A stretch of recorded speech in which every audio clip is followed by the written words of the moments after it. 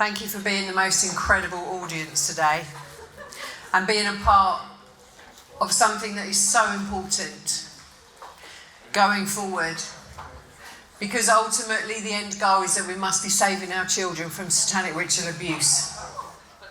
And the information that has gone out today will go out worldwide, and it is going to make a huge impact. So thank you, everybody. So our last segment of the day. My next guest is nothing less than a true warrior.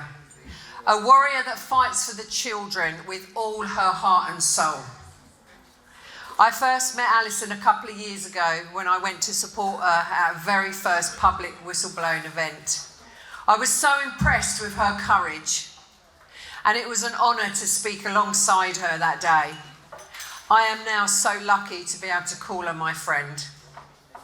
Alison and her husband Phil have fostered around 76 children over 22 years.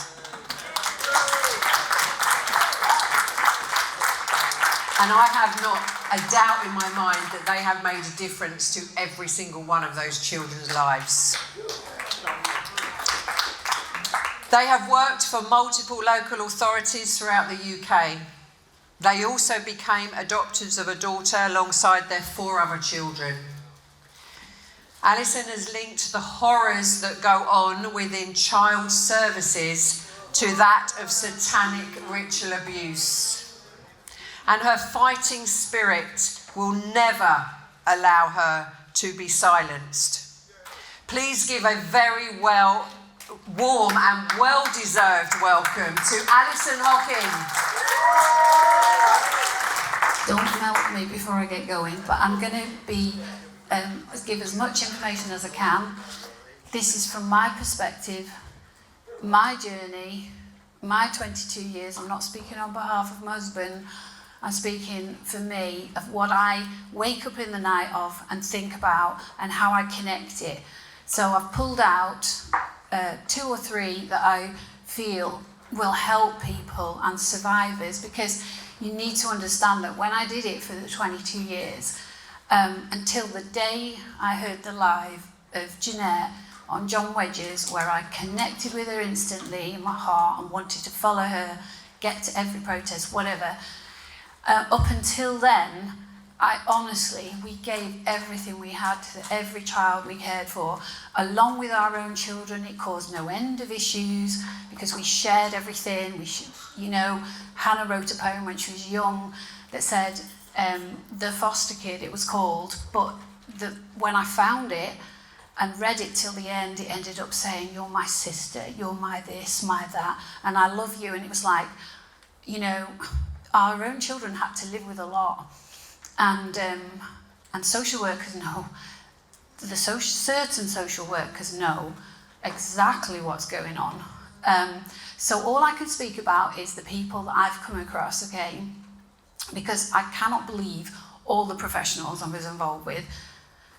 Satanists, however, I believe all their bosses and going up the line have to be, because of them 76 children, I can honestly stand here and say I don't believe ever any justice. And when we tried to get it for our own daughter, 4 years later, solicitors kept dropping us.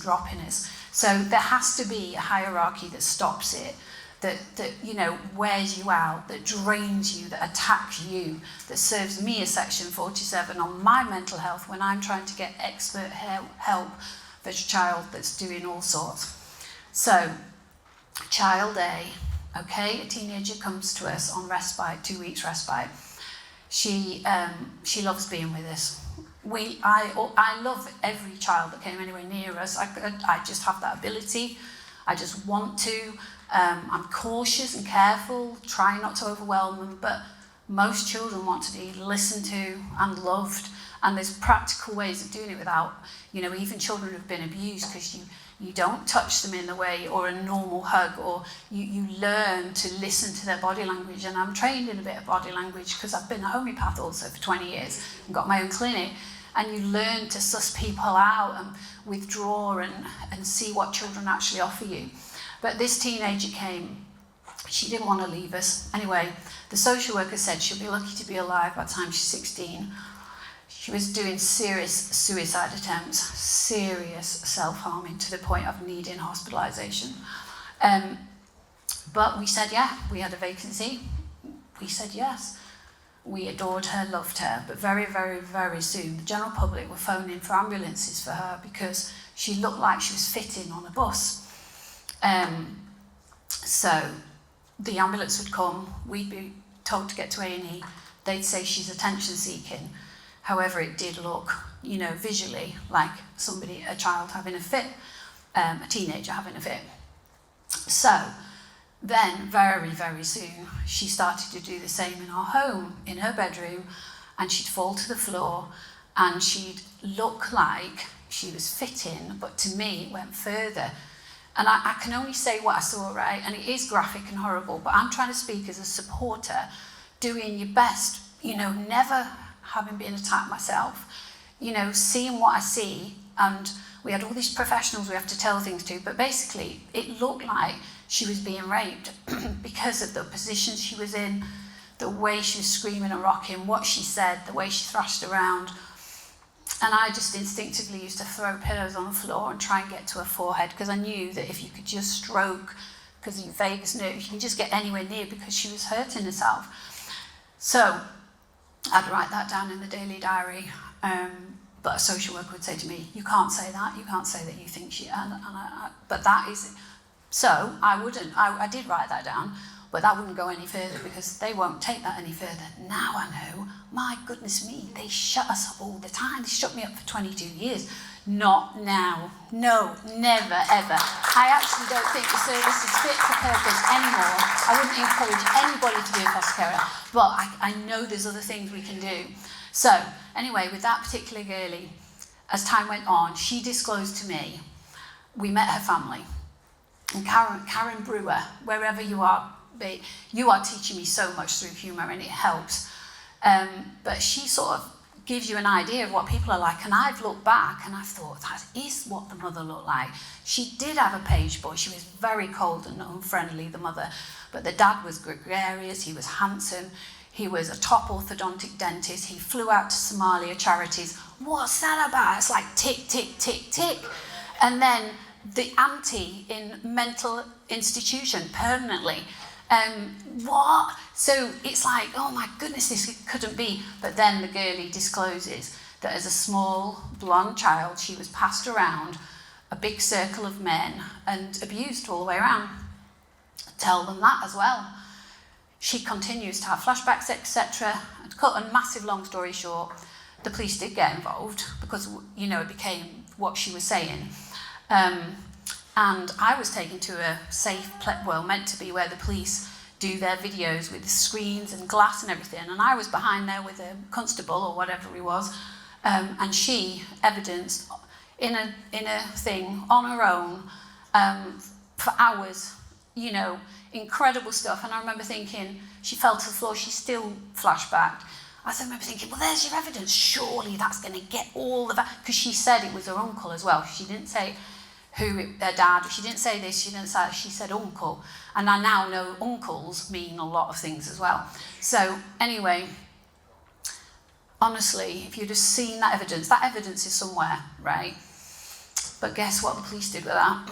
They null and voided, because they said I was there and not a social worker. So they null and void that. So that poor girl, of course she'd go and then self-harm. She eventually got raped by a taxi person. Somebody else said, suddenly you'll see bruises. Well, she'd show me this whole body of bruises, and I thought, even if you're thumping yourself, you can't do the back ones. And I don't know, there's no nice ending here, other than we did our best.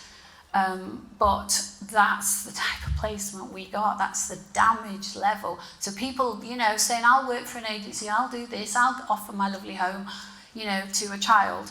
You need to understand what is going on and why the system is set up for every single child. Every time they move them, they charge something like £33,000 to the taxpayer. Every time they move local authority, our placements came throughout the country. We could have somebody from South, Liverpool, anywhere. So just think about the money that was involved. If they split siblings up, they charged more. And it's like, I was a part of that system. And the reason I realised I was a part of it and didn't know is because they swore you. You went to your group, which would be where you meant to discuss as other foster carers, but you were told you weren't allowed to say the bad things. So you lived with this thinking, well, I'll put it in my diary, the social worker will give it somebody higher up, and surely somebody will do something, because that's your only intention, to try and help. But I can look back over 22 years and just see it's gathering of evidence to do nothing with it. So this is something for foster carers. If you've got short placements, long-term placements, stable placements, guardianships, whatever you've got, I'm asking you, encouraging you to say, become vigilant, start documenting things, take photocopies, take pictures, video meetings, do it in secret if they say no. We have to blow the lid off this. We have to make a difference throughout the world. I'm not telling everybody, some people have got children that they'll have had for years. You can't just put them back somewhere. But you could become vigilant. You could start spotting what is going on. So then, this is another one. So child B. So the social worker phoned us up on a Friday night, said just for the weekend, a young man, I'd take him home if I could. Can you have him for the weekend? We had a placement. We had vacancies. Said yes. He got dropped off. We were full-time carers most of the time. I was the main carer. And this lad in a suit shook my hand, which is very rare, with these children. And he was very well spoken. And anyway, again, I was thinking, just for a weekend, we'll do something nice. We'll give him some nice food, and we'll just give him a safe place. Let him settle in. So basically, he had his tea. We all washed up. He went to bed. He went up to his room. We showed him his room and everything. And then after a while, I thought, I'll just go upstairs and just check he's all right. But when I got to his bedroom, the bedroom door at the side of it had post-it notes all over it, and they said vile things, like, which was a shock. Things like, do you sit on your mother's face? And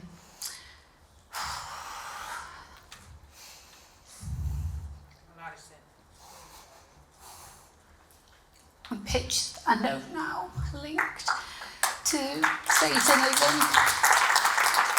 And I knocked on his door, and they were all over. And there was other things like that. Do you shag your mum? Do you do this? And stuff like that. And then I knocked on the door, and he opened it. And then he sat back down on the bed, because it was quite a small room, that one. And he had a big, massive chain, and he'd wrapped it around that hand, and he'd wrapped it around that hand. And he was just sat on the bed looking at me. And I just remember thinking, being really scared, because I didn't know what he was going to do with it. And we'd only just met him. But I thought, no, I'll just say, are you okay? And obviously he's not okay, but I just thought I need to get away. So I said, okay, come and see us in a bit. Shut the door, go downstairs to Phil. And I just said, Phil, I'm not safe, we're not safe, our children aren't safe. And I won't tell you how Phil found out, but he found out very, very quickly how traumatised this boy was. Of course, the social worker didn't say that, did they? They said, I'd take him home for the weekend if I could.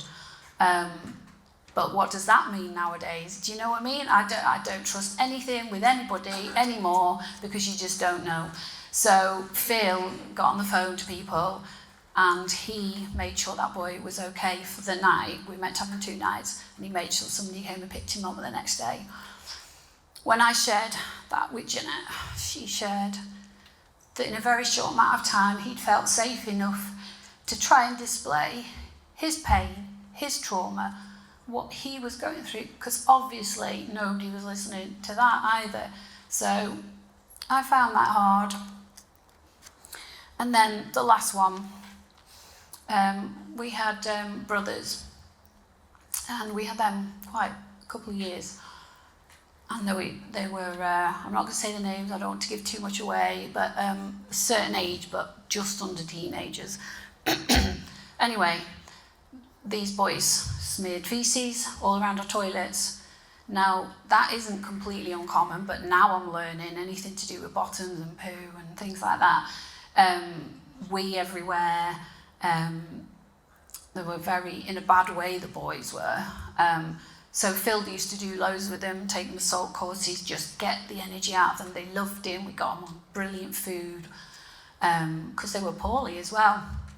Anyway, to cut a massive long story short, because it ended up involving police, and the police guy was bad in the end and ended up in prison. But basically, the younger one disclosed that the older one was multiply raping him. And the reason the wee came down the side of the bed into our kitchen and down our kitchen wall was because he was too scared to get out of bed at night because his brother would get him. And now understanding the hierarchy and down the line and what happens, but also at one of the contacts, the sister had told us that the brother, the older brother, was doing time for raping her. And we'd been given those boys alongside little girls. And you think, honestly, this system is shit, sorry. It's crap, because the turmoil that placement ended up doing to all of us, including family, etc. I was actually halfway through a book that has also gone on hold over the last 3 years, halfway through a holistic health book and halfway through this, because I want to live every day exposing this until I know that these children aren't being deliberately harmed by monsters. And I want to do my bit to encouraging foster carers out there. And like I said, because you can have up to 19 people around a table, and every one of them's getting a big fee off the local authority from your taxpayers, when all they're doing is feeding up the line. We have to we have to say no. We have to stop this, and we can stop this because we're the people, being bled dry trying to do things and being lied to or omitting, not telling the truth to us. So I'm encouraging you across the country, across the world, people who are just good enough people, we all need to stick together. We need to be stronger together. We need to stand. And if we did this, we will expose. Because this isn't okay, is it? It's not okay to do this to anybody. It's not okay to do it to it's just not okay. And the whole system is set up to drain you, harm you. If you're a good person, you're just going to be harmed along the way. But what if all these foster carers start gaining evidence, gathering evidence, filming, what would happen then? They can't turn a blind eye to all of it. But I know there'll be tons and tons of foster carers out there far too scared to even say what goes on in a support group. So I'm encouraging you all to stand strong, start being whistleblowers, start watching and observing the children, start to look and clock things and think, this isn't okay, and what am I going to do about it? So that's it for today. I think this is just the start. We didn't know we were going to even get to this point, but we blinking well have, haven't we, Jeanette? So the thing is, for me, I'd rather give you just a little bit, because honestly, 76 children, that's 3 of them. But I think this is just the start.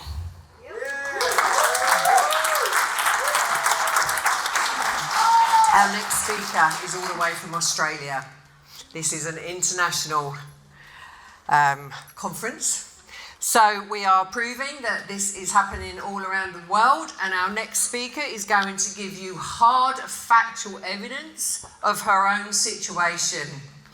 Of course, she's going to be virtual. She can't be here with us today. I know she would have loved to have been, but it's a very long way to come. Even though we do have some Australian visitors here today, but we'll mention that a bit later. Right, so, Rachel Vaughan. Exactly.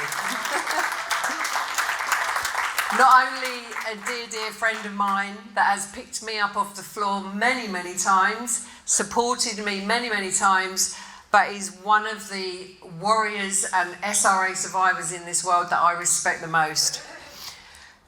Rachel grew up in Adelaide in southern Australia during the 1970s and the 1980s.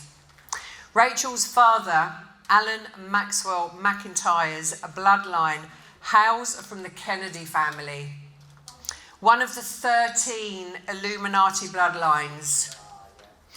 As a bloodline cult, she was abused by her father and his satanic cult. That abuse included satanic ritual abuse, being forced to watch the murders of other children, being sex trafficked through tunnels in child rape, blackmail material procurement, medical experimentation, MK Ultra programming, including psychic and super soldier training. Rachel's abuse began as a toddler, at approximately 1 year old, and was just able to stand. First satanic ritual where she was to witness to bodies being dismembered at 1 year of age. At approximately 1 to 1.5 years old, first memory of being medically experimented upon by a group of medical students who practice catheterizing her urethra. Rachel has medical reports from adulthood substantiating the damage this caused to her urethra. At approximately 17 months of age, first memory of sexual assault perpetrated by her father, which involved a knife wound. Rachel has a medical report obtained in adulthood substantiating the damage caused by this knife wound. Many similar abuses continued throughout Rachel's childhood until she left her father's home at age 16. Rachel began speaking out to authorities about her child abuses in 2006. After 10 years of being frustrated by a lack of investigation by authorities, Rachel was finally able to have her father investigated in 2016. When he died in 2017, the investigation ceased.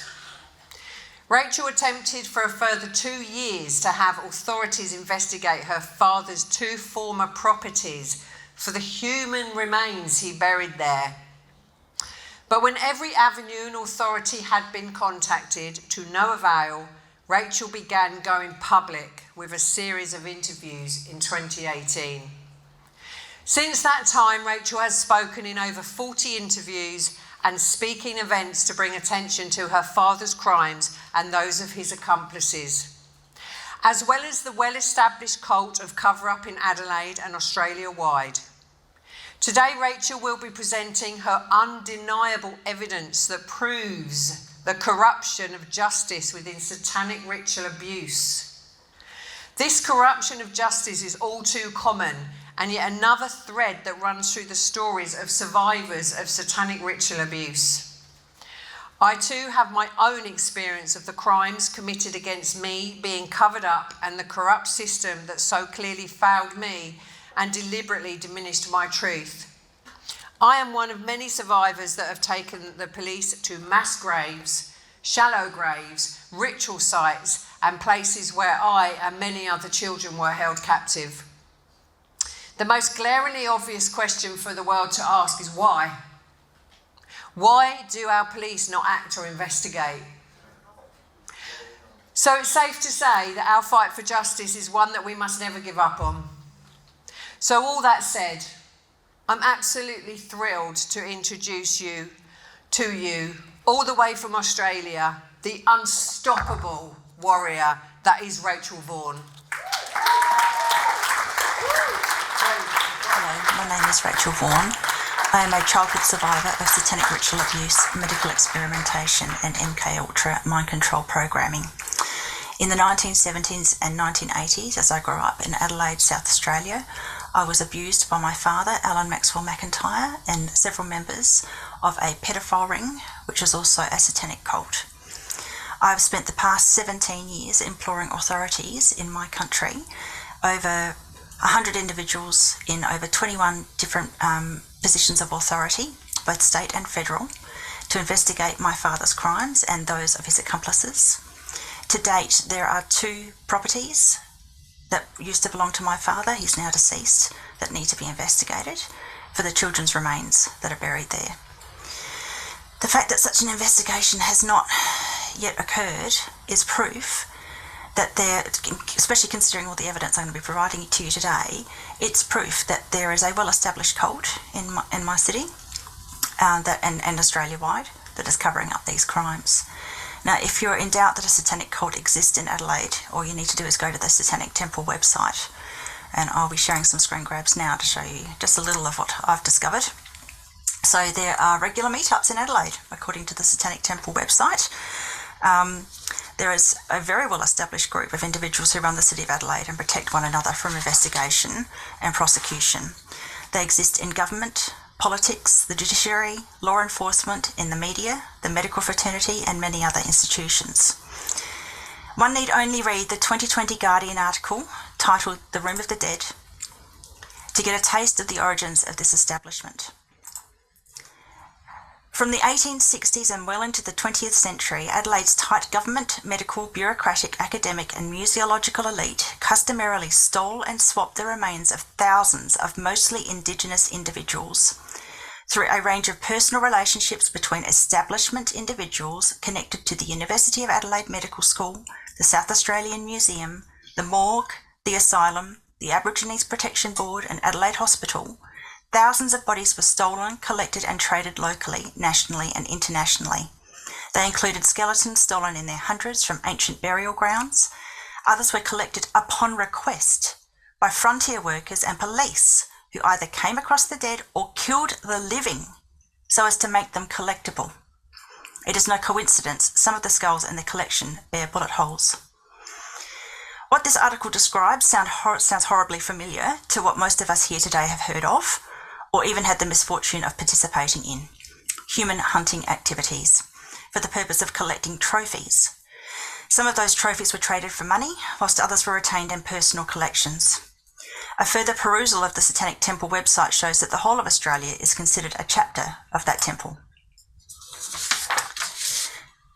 The following Canberra Times article indicates that there have been allegations of satanic activity in 14 different New South Wales towns, and New South Wales is another major city in Australia. And I quote, "Sydney, satanic cults involved in cannibalism, mass murder, pack rape and child abuse may be operating in at least 14 New South Wales towns. New South Wales Police said last night that reports of satanic abuse would be investigated and urged the public to come forward with any information. The announcement followed a Channel 10 news report on an Australia-wide satanic organisation allegedly involved in rapes, cannibalistic rituals and child abuse. The cult was said to operate Australia-wide and allegedly involves high-profile figures in the law, medicine, the media, police and academia." So as you can see, Adelaide is just one small part of a cult that extends Australia-wide. And when you've heard all the testimonies today, you will most likely be convinced that this cult extends across the world. My father was not just involved in a cult. My research proves he was part of a satanic bloodline family who were also Freemasons, Rosicrucians, as well as members of the Golden Dawn and Eastern Star sects. My father's maternal grandfather, Joseph Wright, was the Grand President of the Grand Lodge, a very high up position in Freemasonry, one which is usually only assigned to bloodline families. Despite my father's 2017 death, he remains a person of interest in several missing children's cases, including the case of the missing Beaumont children. The Beaumont children, Jane aged 9, Anna aged 7 and Grant aged 4, were 3 children from the same family who went missing from Glenelg Beach, a suburb of Adelaide, on Australia Day in 1966. This is one of Australia's most famous missing children's cases. Their parents, Jim and Nancy Beaumont, lost all 3 of their children on the same day. It horrified parents the world over, and the carefree lifestyle of Australian children, who previously had a great deal of freedom, was suddenly turned upside down. And sadly, this is only one case of 3 white children going missing from an Australian family. It's a common practice still in Australia for whole families of Aboriginal children to be taken from their parents. It's still common now. So, whilst there have been multiple investigations into various potential perpetrators and locations of the remains of the Beaumont children, the establishment in Adelaide has been particularly reticent to investigate my father for this crime.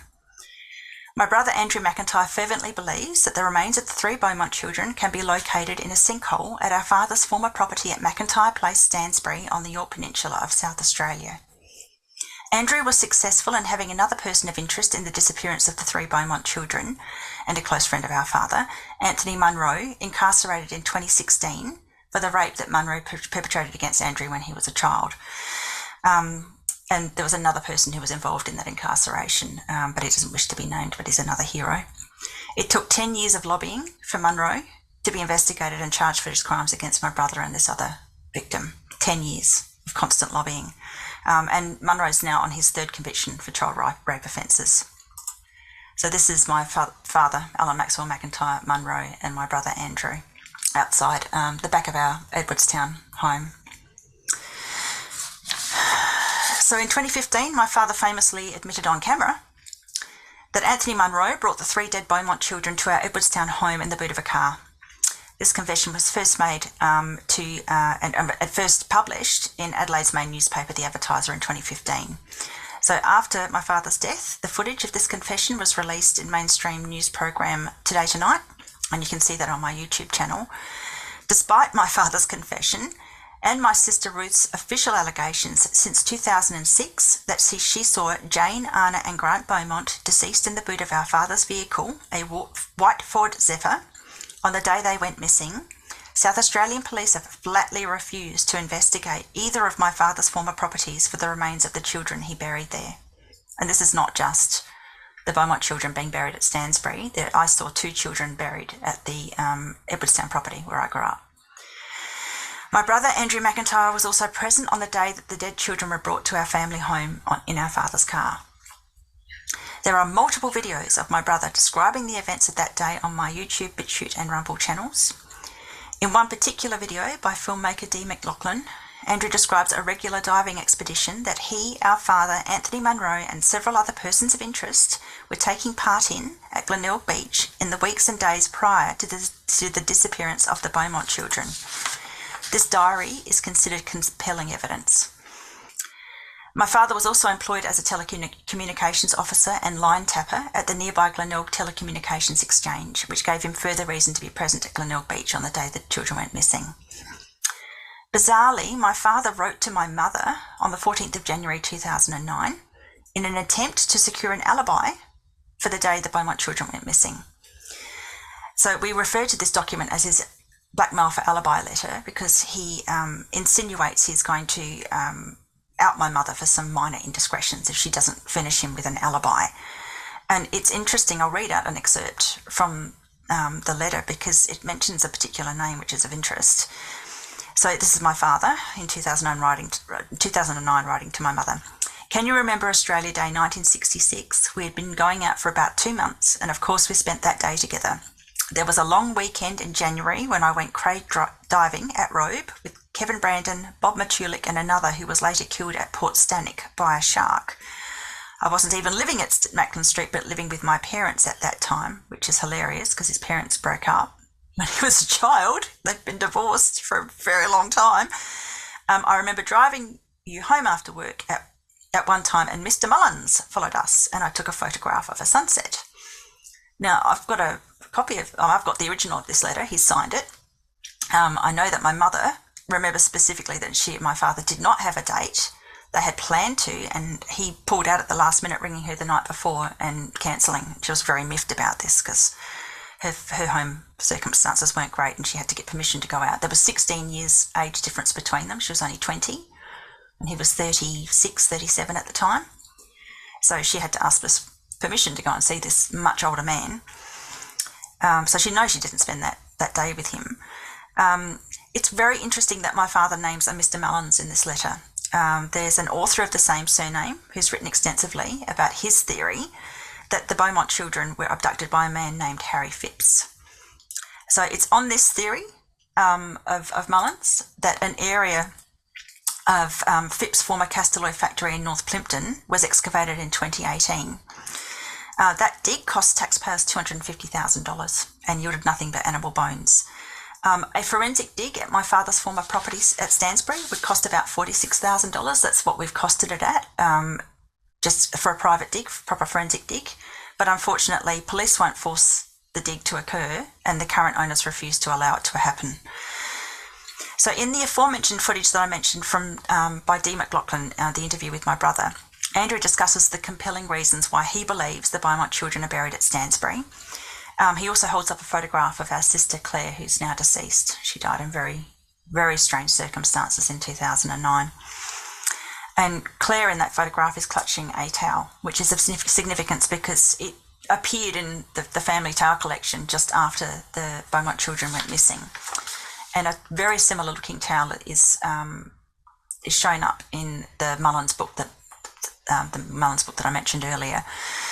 There's also the shoe of one of the children in the Mullins book that's of significance. Apparently that went with the children on the day they went missing. There's a photograph of my sister Claire wearing those shoes. So we possibly have the towel and the shoes of the children who they were wearing when they went missing. There's also a photograph, an identikit photograph of a man who was seen with the children when they went missing, and that identikit photograph or picture has been dubbed the thin-faced man. And in Mullen's book, he's put a comparison of Harry Phipps and this thin-faced identikit picture. But in the book, Phipps' face has been elongated to make it look more like the identikit photograph. I've got a comparison here, which is from the internet, which shows Harry Phipps with his face not elongated. It's quite round. And you can see there's really very little similarity, if any, between Phipps and this identikit of the thin-faced man. However, if you look at photographs of my father in comparison to the thin-faced man, I think there are quite striking similarities. So that's the identikit of the thin-faced man, and these are all photographs of my father. Okay. My father also had access to a pair of distinctive blue bathers. So these blue bathers, this man was seen with the children on the day they went missing. He was wearing a particular pair of blue bathers. Now, my father shared his clothes, his bathers, his wetsuits and all of his equipment with his friends. He could have owned these bathers himself. There's a photograph of him with a man wearing the exact same pair of bathers. This is my father here. This is my brother Andrew. This is a man called Alan Knight. So they're the specific bathers that were worn by the man seen speaking to the children on the beach. Now, my father might have owned those bathers. He might have lent them to this man on that particular day, or he might have borrowed them from him. But the fact that we've got a photograph of someone in those specific bathers is significant. And whilst we're comparing photographs, I think it's important to dispel a particular misconception about a person of interest in the Beaumont disappearance, a man named Bevan Spencer von Einem. So von Einem is the only individual who's been incarcerated for a murder linked to the infamous family, a well-known and well-protected group of individuals who abducted, raped, tortured and murdered a series of men and young boys in Adelaide during the 1970s and 1980s. And only one person has been incarcerated for that, and that's von Einem, even though it is well known that there was a whole group of these people operating, and I know their names. I believe my father was highly involved in this group.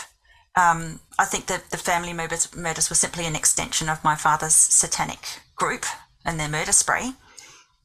And I actually have named my father in multiple letters to many authorities as the body boy for this group. He got rid of the bodies. Okay, so despite the fact that there's this well-known group and only one person's been incarcerated, and only for one victim, Richard Kelvin, I just wanted to dispel, any kind of belief that von Einem was involved, because I don't believe he was. So this photograph keeps coming up over and over and over again. The South Australian Police keep touting it as, evidence that von Einem was part of the Beaumont disappearance. This photograph was taken of people standing around during the search for the Beaumont children. Now, this man here has been said to look like von Einem. In actual fact, it's a very good friend of two of my father's mates who are now convicted child rapists, and those two mates are Anthony Munro and John Pike. They're both currently serving for child rape offences. And I'm not the only person who doesn't think that this man on the beach looks anything like Von Einem. Other people have done comparisons and said it's not the same guy, but they keep bringing out this theory that, oh, it's Von Einem on the beach, so he must have been somehow involved with the Beaumont disappearance. Well, he wasn't. The man that's pictured on the beach is actually a man that was photographed with John Pike, a good friend of my father, now a child rapist, convicted child rapist, and the photograph was taken by Anthony Munro's camera. So this is John Pike.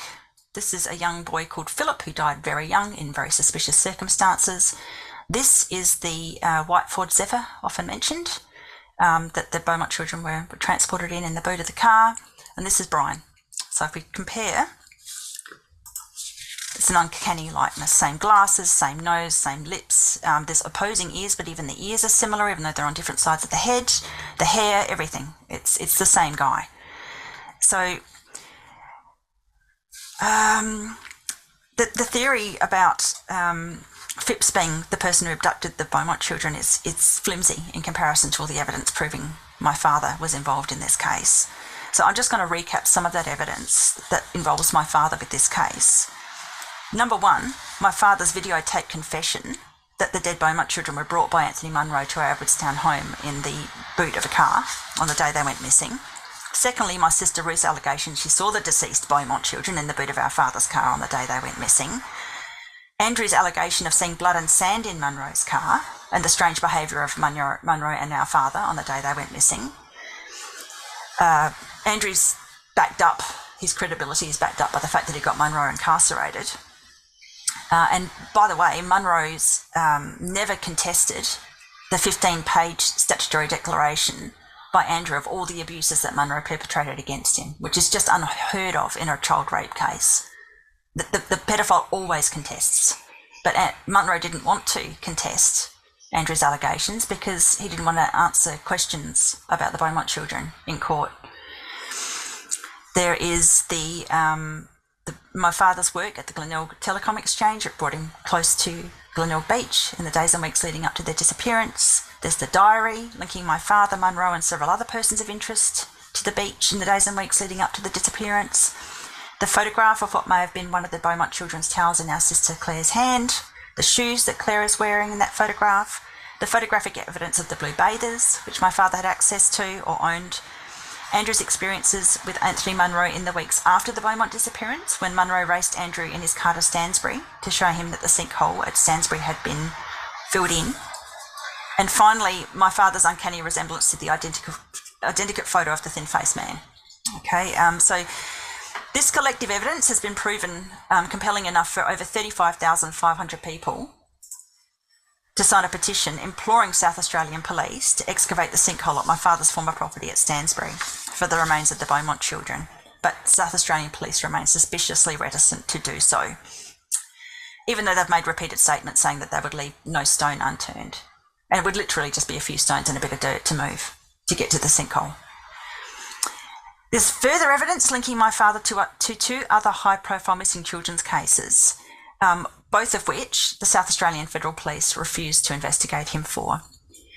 One is the 1983 disappearance and murder of Richard Kelvin, the son of a prominent former Adelaide Channel 9 newsreader, Rob Kelvin, and the other is the 1983 disappearance of Louise Bell. Although Bevan Spencer Von Einem was convicted of Richard Kelvin's death in 1984, Von Einem continues to maintain his innocence. So Richard Kelvin and the whole Kelvin family were well known to my father and our family. My first cousin, Penny Ann Smith, worked at Channel 9 Studios as a producer, and Richard's father, Rob, worked at Channel 9. Her mother, my paternal aunt Barbara, employed Richard at her childcare centre in the weeks leading up to his disappearance. Investigative journalist Debbie Marshall, in her book Banquet, The Untold Story of Adelaide's Family Murders, states that my father also worked in the television industry at Channel 9. Which is interesting because the only film work that I was aware my father was involved in was the procurement of child rape material and some other even worse material. My deceased sister Claire also owned a house and operated a business with Richard's aunt Carol. And this is a photo of Carol at my sister Claire's wedding. That's me in the foreground. So, that's photographic evidence that we're friendly, close with the Kelvin family. And the reason I'm bringing up my father's connection to the Kelvin family in Channel 9 studios is the fact that I witnessed the abuse of Richard Kelvin in the lead up to his disappearance and murder. The abuse included the procurement of child rape material with myself, Richard, and another high-profile missing child, Louise Bell, and we were filmed in a hidden cellar that my father had created prior to building our Edwardstown home. So when I first met Louise Bell, she was being incarcerated in the hidden cellar below my childhood home, and she looked older than the photographs always aired of her in the media, and she had a shorter, flicked fringe-style haircut which appeared to have been badly bleached or sun-bleached, and this is a comparison for you. This is the photograph they put out of her in the media, and this is how she looked when she actually disappeared. And I've estimated from school photos that are on the internet that this is 3 years at least prior to her going missing. So why they would air a photograph of her looking so much younger it's really disturbing. It's an obvious cover-up. They didn't want people to recognise her. So shortly after I gave the information about her different appearance to major crime detectives at an official interview at Adelaide's Major Crime Department in June of 2012, never before aired footage of Louise was shared in the media with exactly the haircut I had described. And her hair was clearly sun-bleached. You can't see it very well in that still, but in the video footage you could see it was clearly sun-bleached, which I had no way of knowing unless I knew her before her death. The hidden cellar within which I first met Louise in 83 led to a bunker on the same property, which had been an old Wunderlich's terracotta brick kiln, which was built around the time of the 1926 Wunderlich's expansion. I have detailed and proven the existence of this old brick kiln turned telecommunications bunker and the 1938 pre-World War II mandated tunnels which serviced it in research uploaded to my Rumble and BitChute channels on the 8th of January of this year. And I can't provide all that information here, but I was also trafficked through tunnels which led from the bunker and the hidden cellar underneath my childhood home at Edwardstown, Macklin Street, Edwardstown. So that is, I've been able to prove the tunnels exist and the bunkers in that area. Now suddenly people are selling up and getting out of the area because I've released that information.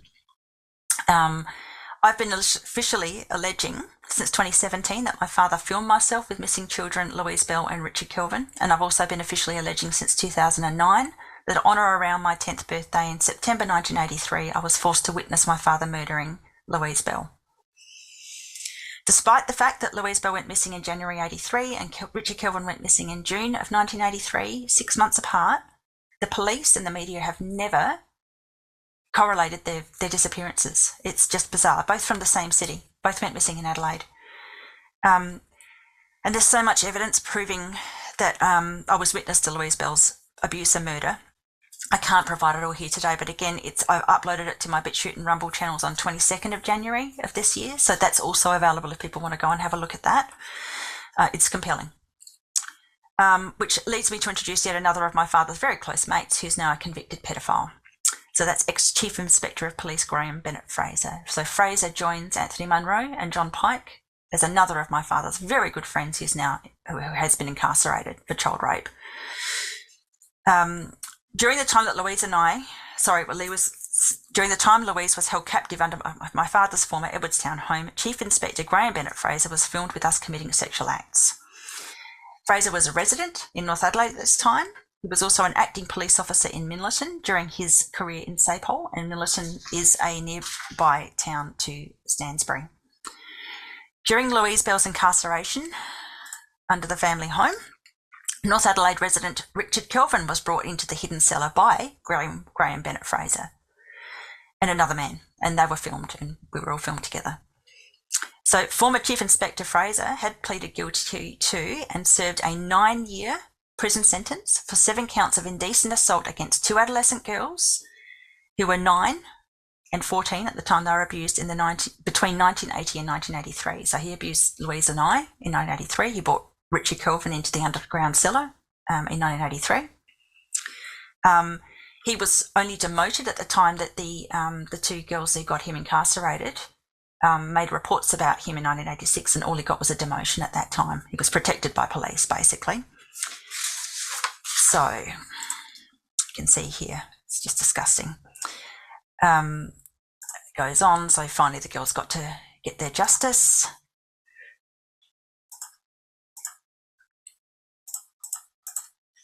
Okay. And there's so much more to these cases, but I can't cover it all. It's not possible. So I'm only touching on some of the evidence today of my father and his satanic pedophile ring, and the connection to the disappearances of 5 famously known missing children, Jane, Anna and Grant Beaumont, Richard Kelvin and Louise Bell, because I think that makes it very clear that in order for all of that information to be ignored, proves that there is a cult of silence in the establishment in Adelaide, and also at the highest levels in Australia. They're covering this up. I wish to point out that I witnessed the murder of multiple children as a child, not just Louise Bell's, but multiple children. Some I cannot yet identify because I cannot get police to help me to do so. And I've described in multiple interviews a satanic ritual that I was forced to witness as a child, where a baby boy was murdered on a bonfire, and the 50 or more adults who witnessed that murder participated in cannibalising his flesh. This ritual occurred in a clearing of bushland in the Adelaide Hills, which I believe was either Cleland or Blair National Park, both of which are located close by to the suburb of Beaumont and the town of Stirling. So, 2 of the establishment individuals named in the Room of the Dead article that I read out at the beginning of this presentation included Sir Edward Charles Stirling, after whom the town of Stirling was named, and Dr. William Lennox Cleland, after whose son Cleland National Park was named. In this screen grab, you can see the close proximity of the suburb of Beaumont to Cleland and Blair National Parks, as well as the town of Stirling. Satanists often conduct their rituals in places of significance which obviate their crimes. It is part of their mockery of humanity, whom they consider sheep. Names are extremely important to Satanists. As mentioned at the beginning of this presentation, Adelaide is run by a well-established cult of individuals who protect one another for investigation and prosecution. They exist in government, politics, the judiciary, law enforcement, the media, the medical fraternity, and many other institutions. The only way to disrupt their long-established activities is through exposure to individuals with strong stomachs and open minds in forums such as this one. Thank you for having the fortitude to hear my truth and the truth of my father's victims today.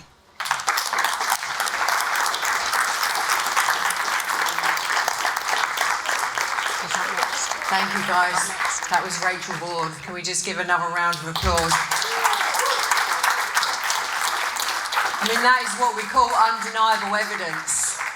And it's everywhere, okay? Whether it's hidden in the ground or above ground, in that respect. It is undeniable evidence. So what that does, it proves the existence of the corruption in our judiciary system and our police forces. There it is, right there. Rachel has all the evidence. It is undeniable. And Rachel does not stand alone. But thank God for survivors that are as brave as Rachel is to be able to publicly produce this evidence. She's an absolute hero in my eyes.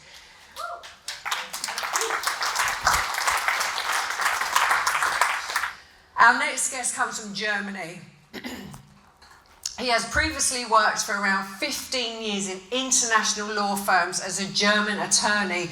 Let me just say here at this point, guys, every single speaker on this stage today is credible. Everyone either has had the experience themselves and has nothing to gain from lying about it, or we have professionals that are credible in their industries. Everyone was carefully handpicked for this today, because this is the conference that is going to go out to the world, and this is the one where nobody can discredit. And this goes with this gentleman too. For many years now, he has been extensively researching satanic ritual abuse and everything that is involved with this. He has researched every aspect and has the courage to speak out on everything that is involved in satanic cults and satanic ritual abuse. During my own childhood, I witnessed all these factors, and so did many other survivors. I know how imperative it is that the world knows the complete truth about their dark world. This is a level of research that I personally fully respect and am grateful for. I am one of the few survivors that will speak out about what goes on underground, about the reptilian world. I've been persecuted for doing exactly that, but I will not hold back that truth. The reptilian world, the greys, there are colonies underground. I don't even know what they're called. As a child, I used to make up my own names for them. I don't know what officially they would be called. How would I? But this level of research that I'm personally fully respectful of and grateful for, this is indeed a time in our history. And I know how imperative it is that the world knows the complete truth about the dark world that really does exist below us.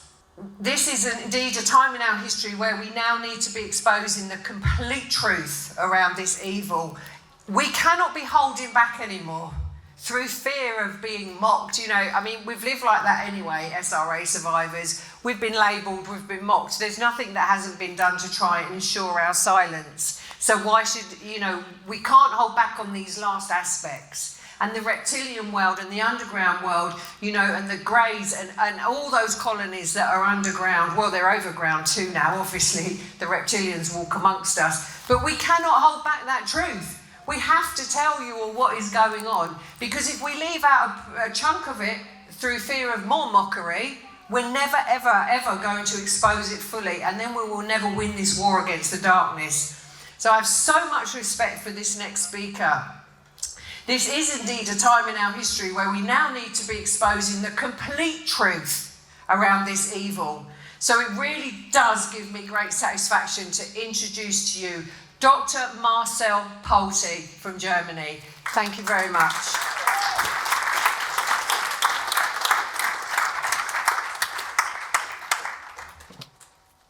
Hello, my name is Marcel Polte. I'm a lawyer from Germany, having worked for over 15 years in international law firms, and I appreciate to give you a short, brief overview today about the history and the current situation regarding SRA in the German-speaking countries, in particular in Germany and Switzerland. During my time as a lawyer, I did not hear anything about SRA or mind control. However, I worked for some years, besides my job as a lawyer, as a hypnotherapist, and then became aware of this topic, started researching it, and very soon found out that there is a lot of sources that have not been mentioned before, that contain all the details, everything you have to know about ritual abuse and mind control. And this is in particular the books written by experts, by therapists who have worked with SRA survivors, some for years, some for decades. And there are several of them on the German market. I studied them. I compared the content with the books written by US experts or experts from other countries, and very soon recognized this clear pattern in the descriptions of the reports. And then structured my findings, and in 2019, I wrote my first book on the topic called Dark New World Order, Part 1. And since then, I'm trying to inform the public about those phenomena.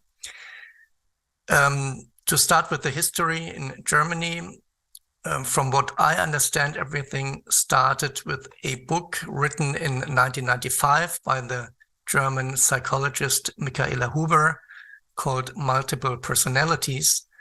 And according to her introduction of her 2010 edition of this book, she received tons of emails from survivors and other therapists, because then she realized it was a big issue in Germany. Many therapists had stumbled about SRA, but did not know how to deal with it and did not understand the background of all this. Then in the next year, in 1996, the German journalist Ulla Fröhling also published a book on the topic called Vater unser in der Hölle, or the English title would be Our Father in Hell, or Our Father Who Art in Hell. She has an internet page, www.ourfatherinhell.com, where you find some information about this book. this was well received by the public, in particular because she has researched a lot. She has spoken to a number of experts from other countries. And in the book, she describes the story of a female survivor of a satanic cult with DID, and very much discloses what all the important aspects that are connected to satanic ritual abuse. An extended version of the first chapter of this book was published in the very well-known book by Randy Nublett and his wife Pamela Perskin-Nublett, Ritual Abuse in the 21st Century. Further books that appeared in Germany on the topics were written by the therapists Claudia Fliss and Claudia Ignay, edited or written by them by the therapist Jutta Snehotter, together with her patient Helen Lindstrom. Both worked together for over a decade. Then the German Arbeitskreis Rituelle Gewalt, the working group on ritual abuse of the dioceses of Osnabrück, Münster, and Essen, published a book on the topic. The psychologist Dr. Hans Ulrich Gresch published his book on manipulation and hypnosis and mind control. Also some survivors published books. One example is Sandra Rasch, a German SRA survivor. And in 2021, the Swiss SRA survivor, Chantal Frey, published her book, which is also available in English under the title Speaking Out. You can find further books from other German therapists if you, for example, look on Google for the topic Rituelle Gewalt, which is the German term. If you would translate it, it would be ritual violence, which I think is a somehow better term than ritual abuse because it covers broader aspects of this form of crime. Then in 2001, a documentary appeared in the public German television about a German SRA survivor with DID. It followed another part of this documentary called Höllenleben. Translated, it would be Life in Hell, by Liz Wiesker-Strauch. And up to this day, this is very well respected in German alternative media. You can still find it on YouTube because it gives a very deep insight into a life of a SRA survivor. They even went to one location where ritual abuse occurred, the so-called Wewelsburg, a former Nazi or SS occult site, where, for example, Lieutenant Colonel Aquino, also in the 80s, had a ritual. Michael Aquino mentioned as a perpetrator by Kathy O'Brien and other survivors like David Scherter and Paul Bonessi. Then, to give you some numbers, the working group on ritual abuse also did a data survey. It started in 2005 in the Ruhrgebiet, the Ruhr area, where they addressed 334 nationwide counseling centers and sent out almost 2,000 letters to therapists, of whom 936 replied.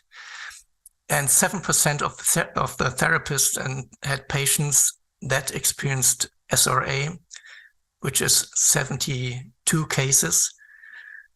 And they reported 25% of them reported human sacrifices, which included 17 killings. The nationwide counseling centers reported 47 cases. 2 years later, in 2007, the data survey was conducted in Rhineland-Pfalz, in the Rhineland Palatinate, which is number 11 of the 16 federal states. So it's a quite small federal state in Germany. They sent out the survey to about 1,000 therapists, of whom 455 replied.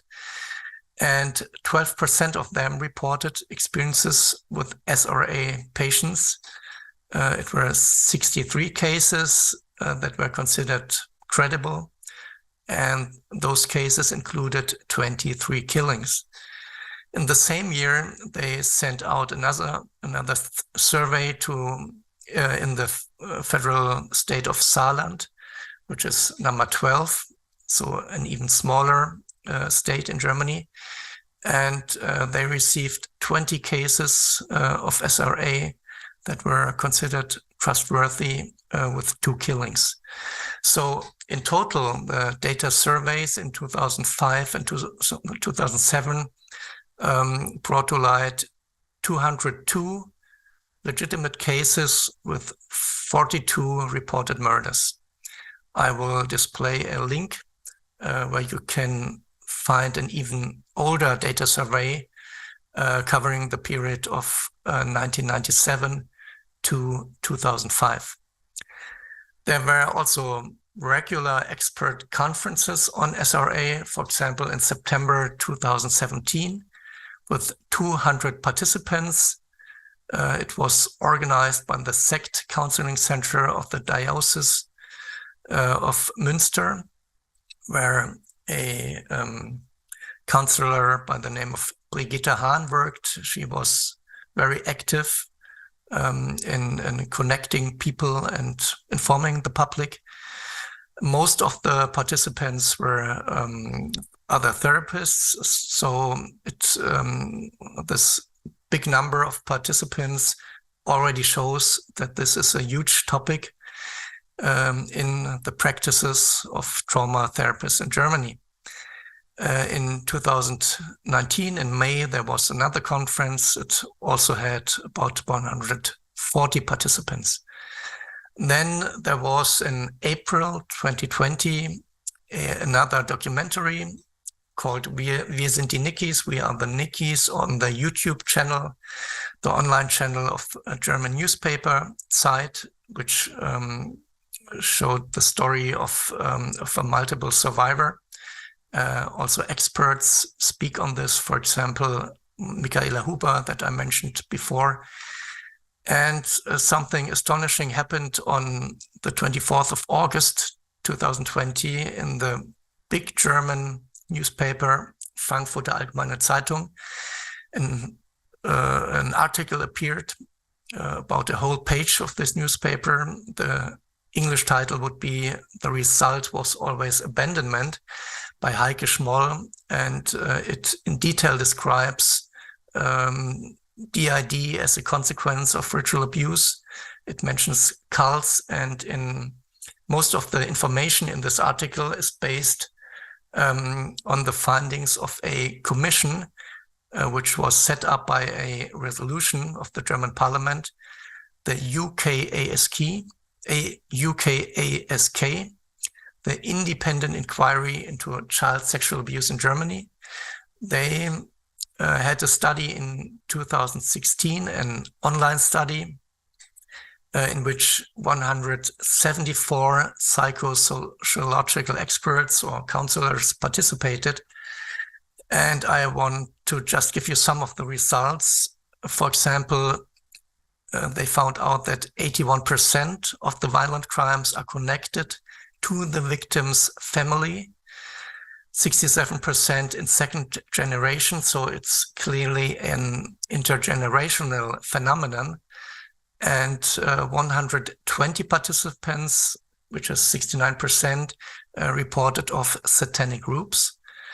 Child prostitution was mentioned by 63%, and an overwhelming 95% report of dissociative splitting of their patients' minds. And 85% of those cases, they reported the DID was intended by the perpetrators. So in the article, the authors wonder that the perpetrators must know certain techniques how to split a human consciousness. On the internet page of the UK ASK, you find further documents and articles by this commission or their members. Then last year in Switzerland, a very severe satanic panic propaganda was initiated by the Swiss radio and television channel, SRF. Swiss mainstream media followed this, and as a consequence, some Swiss therapists lost their jobs. So the situation for SRA survivors in Switzerland at this date is quite difficult. Then early this year, this campaign, this propaganda switched over to Germany. A conference by the Trauma Counseling Center in Munich on DID was cancelled because the persons responsible could not stand the pressure and gave in. And another example of this campaign is an article on false memories, which appeared in the German news journal Spiegel. And one day after this article appeared, the counseling center that I mentioned before of the Diocese of Münster was closed. However, one must say the German community of trauma therapists is much bigger and better organized than in Switzerland. So they stand this pressure. Up to now, they published several statements criticizing this satanic panic and false memory propaganda by the mainstream, presenting arguments why the situation cannot explained by these terms. So this is the outset of the situation in Germany. And I also want to give you some an overview on the experiences of German and Swiss SRA survivors based on the expert literature, on the books written by the survivors themselves, and by the personal accounts I received. I can do this shortly because you will see it's in the end the same what these German and Swiss survivors describe, what you know from your countries. It's always about family structures. Or I should say, in most cases, the survivors have been born into satanic families, or in some cases, for example, one of the parents sells them to pedophile circles and at the end also to occult circles. So in most cases, it's an intergenerational phenomenon. Survivors have experienced abuse, sexual abuse. They have experienced child pornography, child prostitution, the production of snuff films, extensive torture. They participated in sacrifices of animals and humans, in particular babies, and they witnessed cannibalism. Typical crime scenes are mentioned. Sometimes it happens in forests. For example, child hunts are organized in forests. It happens in churches, in castles, but also in other locations. For example, Chantal Frey mentions a US military base in Darmstadt, Germany, the Dagger complex. And to just give you two specific examples, I mentioned before the Wewelsburg Castle, which is mentioned as a ritual site by several German survivors, as well as the castle of Heidelberg. But also international trafficking appears. For example, Chantal Frey reports to have been sent as a SRA victim to several other countries, for example, to the US. Another important finding is the Nazi connection. So in the satanic families, there can be Nazi members, or you can find a cooperation of Nazi groups with satanic groups. This was mentioned by Paul Bonessi, for example, one of the main witnesses of the so-called Franklin scandal in Omaha, Nebraska.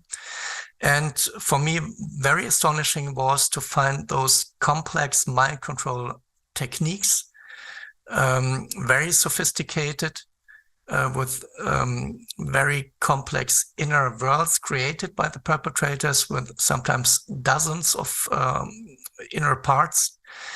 And most of the survivors have, as a consequence, dissociative identity disorder. So thus, this, just to give you a brief overview, is what German and Swiss SRA survivors have experienced.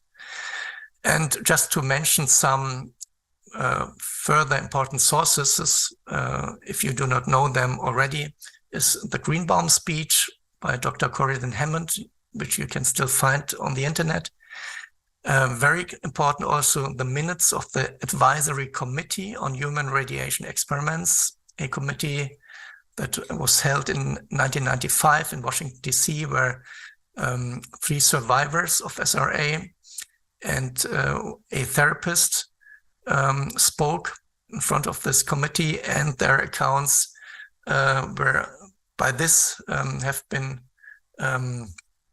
included in the minutes. So you find this also still on the internet.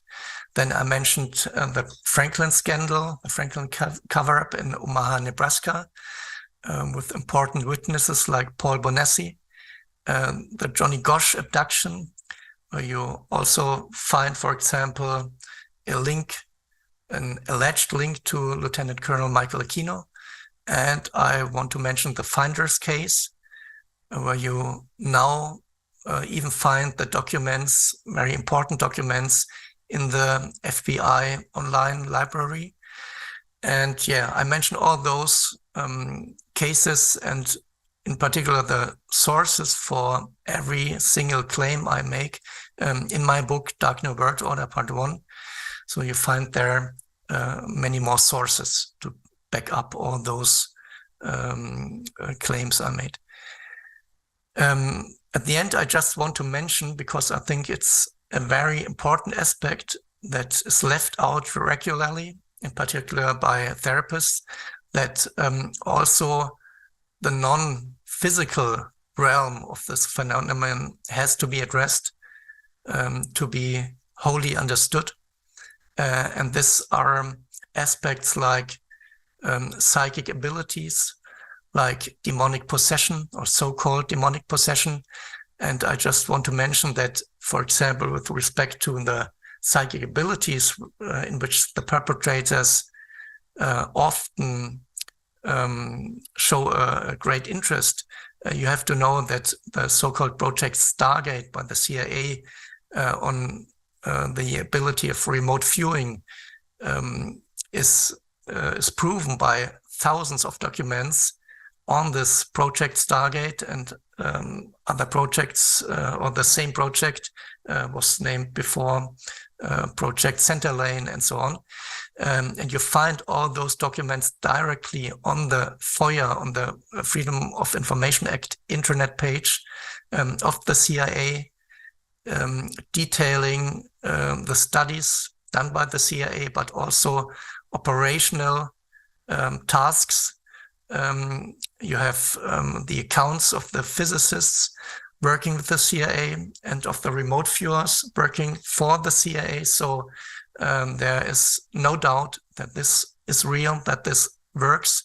I have worked myself with remote viewers to find out certain things. So this is important to know. And also it's important to know that many survivors have experienced, they saw demonic entities, they experienced to get possessed during a ritual by a demonic entity. This is a phenomenon that is globally known. If you go to other cultures, to Africa, if you go to Asia, you find descriptions in the Bible, in the Quran, the so-called jinn. So it's time to reevaluate this aspect and to make ourselves clear the influences by other entities regarding ritual abuse and mind control, maybe controlling those cults we always are hearing from, is a very important aspect and has to be taken seriously. Thank you very much for your time.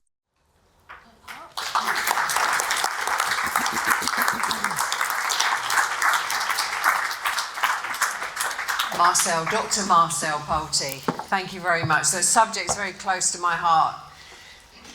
As a survivor of all of those, MK Ultra, mind control, the underground world, the reptilians, the draconians, the greys, and like I said before, all the species that I don't even have names for. Underground is a whole other world, and this is the thing that we need to expose. So when we have credible speakers that aren't survivors of satanic ritual abuse but are prepared to speak out on these subjects, I know I can speak on behalf of so many survivors of satanic ritual abuse when I say I am truly, truly grateful for people like this. So thank you to Dr. Marcel Polte.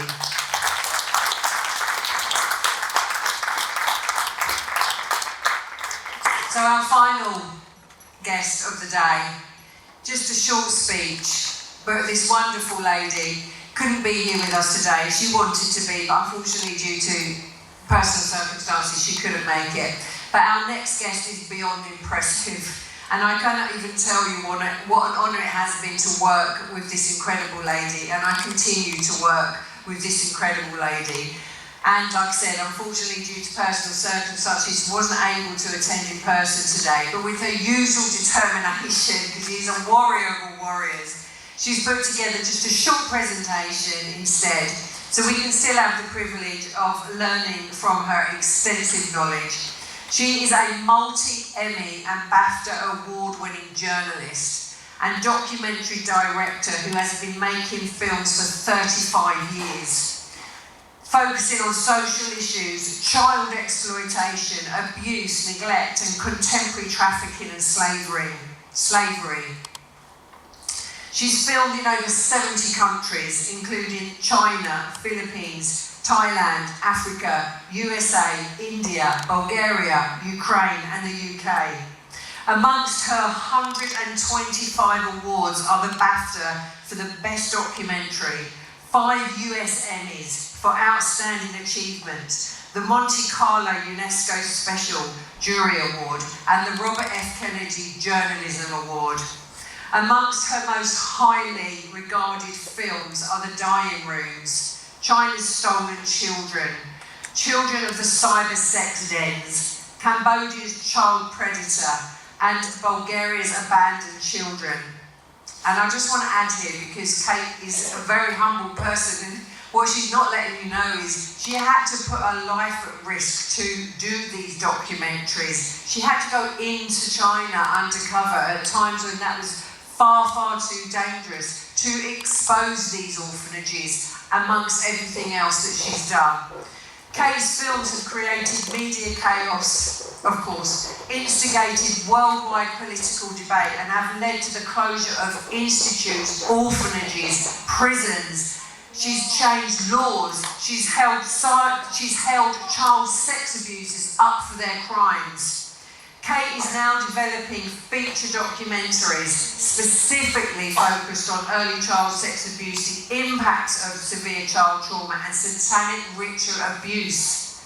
Kate has 30 years of investigative experience of satanic ritual abuse. She's worked closely with Wilfred Vaughan and has worked closely with survivors and has now given her extensive understanding of DID. Please welcome, just a short video to end this monumental day.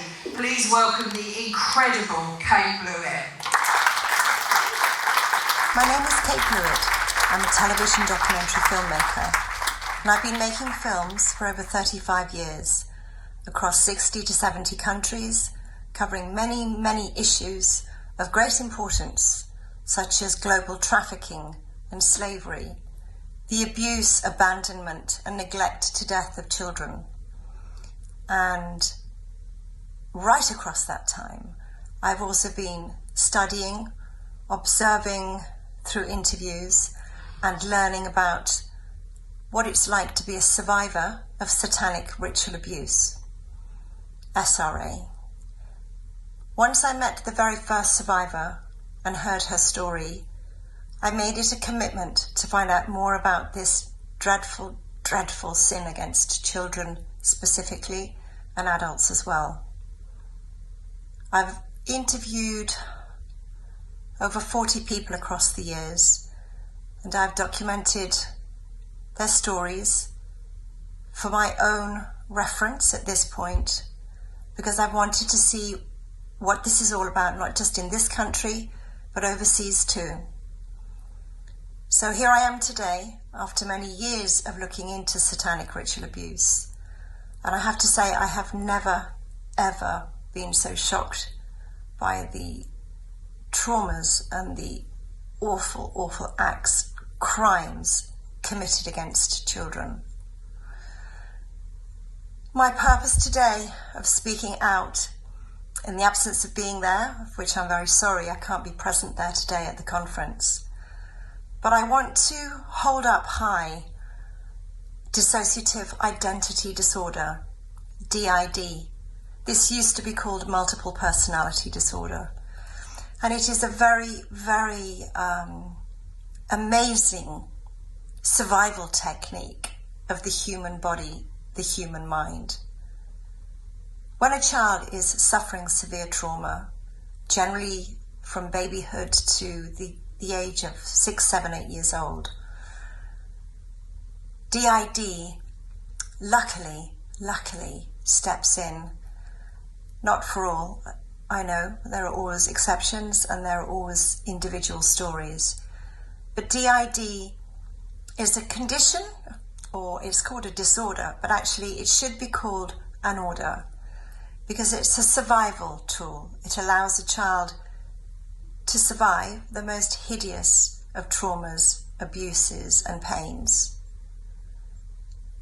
I am overwhelmed by the stories of those living with DID, and how, when their mind has dissociated in childhood, the memory from that moment is parked in a different part of their brain. It's parked in order to allow the child to survive that trauma. How amazing is this?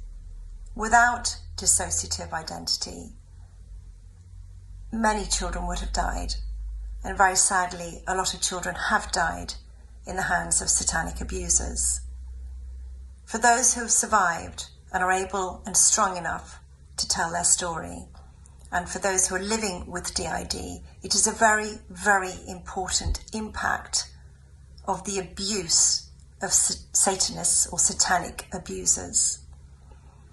I'm meeting many people living with DID, and their stories have all got immense patterns in them, patterns that show that the abuse across the covens or the cults, the Satanist organizations, there are patterns of abuse, and the depraved behavior, the hideous acts, crimes against children are being recorded over and over again with people's testimonies.